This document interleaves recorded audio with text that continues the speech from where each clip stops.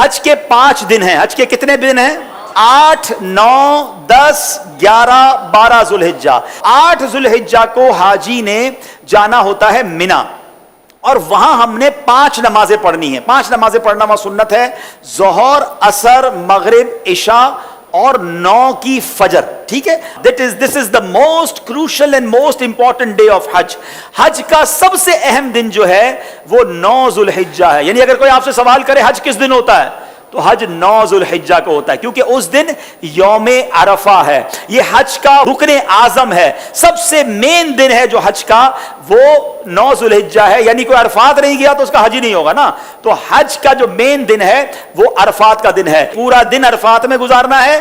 جب غروب آفتاب کا یقین ہو جائے کہ جناب مغرب کا وقت ہو گیا، غروب آفتاب ہو گیا، اب سارے حاجی آئیں گے مزدلفہ. ٹھیک ہے، اب جب آپ مزدلفہ پہنچیں گے تو مزدلفہ میں مغرب اور عشاء ملا کر پڑھنی ہے. عرفات میں مغرب نہیں پڑھیں گے. یہ بھی اللہ کی شان ہے کہ مغرب کا وقت بھی ہو جائے مگر مغرب نہیں پڑھنی ہے. مزدلفہ جانا ہے اور وہاں عشاء کے وقت میں، مغرب کے وقت میں نہیں، عشاء کے وقت میں مغرب اور عشاء ملا کر پڑھنی ہے. اور فجر بھی مزدلفہ میں پڑھیں گے. پوری رات ہماری کہاں گزرے گی؟ مزدلفہ میں. اب جو صبح آئے گی کون سی صبح ہوگی؟ کون سی صبح ہوگی؟ 10 کی. 10 تاریخ کو کیا ہوتا ہے؟ کیا ہوتا ہے؟ ہاں، ساری دنیا بقرعید مناتی ہے مگر خدا کی قسم جو آج ہی عید مناتا ہے نا، میلا کچیلا ہے، بال بکھرے ہوئے ہیں، مطلب نیند بھی نہیں ہوئی ہے، مگر خدا کی قسم وہ جو عید کا مزہ ہے، وہ جو تھکن کا مزہ ہے، وہ جو سرور ہے، وہ دنیا کی کسی اور چیز میں نہیں ہے. اللہ ہمیں ہر سال ایسی عید نصیب فرمائے. اب رات کو کنکریاں ڈھونڈ لینی ہے. اب 10 ذوالحجہ کو 3 کام کرنے، اس کی روٹین یاد کر لیں. 10 ذوالحجہ کا پہلا کام ہوگا شیطان کو کنکری مارنا. پہلا کام کیا ہے؟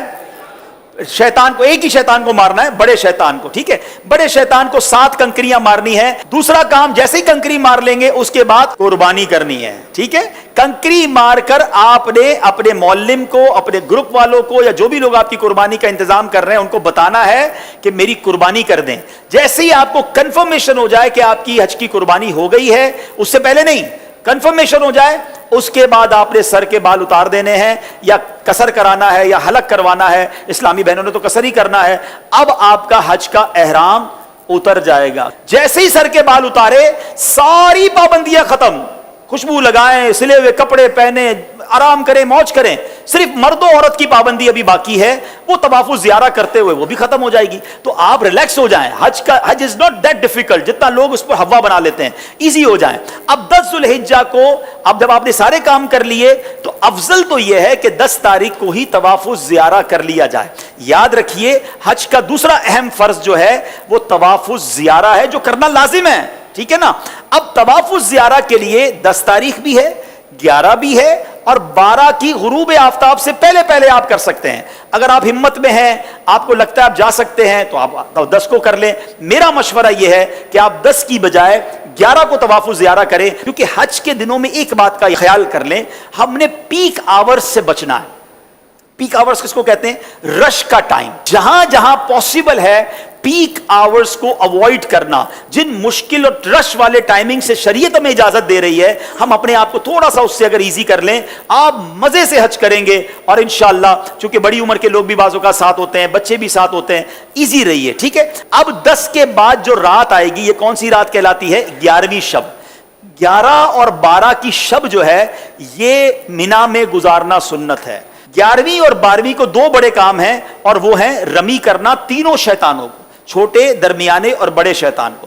لیکن 11ویں اور 12ویں کی جو رمی کا وقت ہے یہ جب شروع ہوتا ہے؟ جب ظہر کا وقت شروع ہوتا ہے. کب شروع ہوتا ہے؟ ظہر کا وقت شروع ہوا.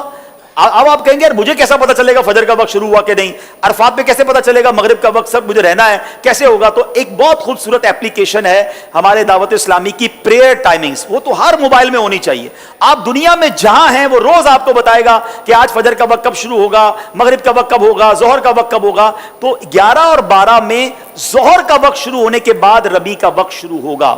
مگر وہی پیک ٹائم، سارے حاجی مینا میں ہیں، سب کو رمی کرنی ہے. گرمی زبردست اس وقت ہوتی ہے ماشاءاللہ، 11 12 1 بجے تو فل گرمی کا ٹائم ہے.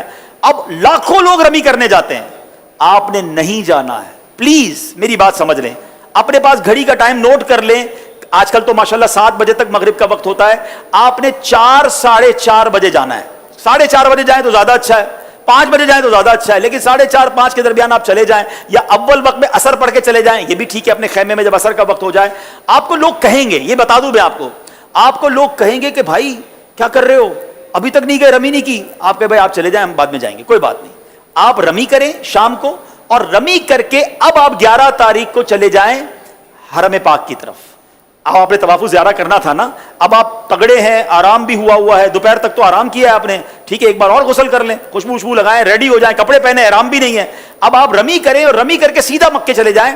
اب حرم پاک جانے کے لیے باقاعدہ وہاں پیدل چلنے کا ایک راستہ ہے, ٹیکسی میں مت جائیے گا. اگر اللہ نے ہمت دی ہے 1.5 گھنٹے کے اندر, 1.25 گھنٹے کے اندر آپ واک کرتے ہوئے, درود پڑھتے ہوئے, میں نے اس لیے عصر کا ٹائم چوز کیا کہ عصر سے مغرب واک بھی بڑی اچھی ہوگی. اللہ نے چاہا ٹھنڈی ٹھنڈی ہوائیں ہوں گی, آپ ریلیکس ہوں گے, راستے میں پانی پیتے جائیے گا, تھک جائیں تو تھوڑی دیر بیٹھ جائیے گا, انشاءاللہ مغرب کے آس پاس اللہ نے چاہا تو حرم پاک میں پہنچ جائیں گے.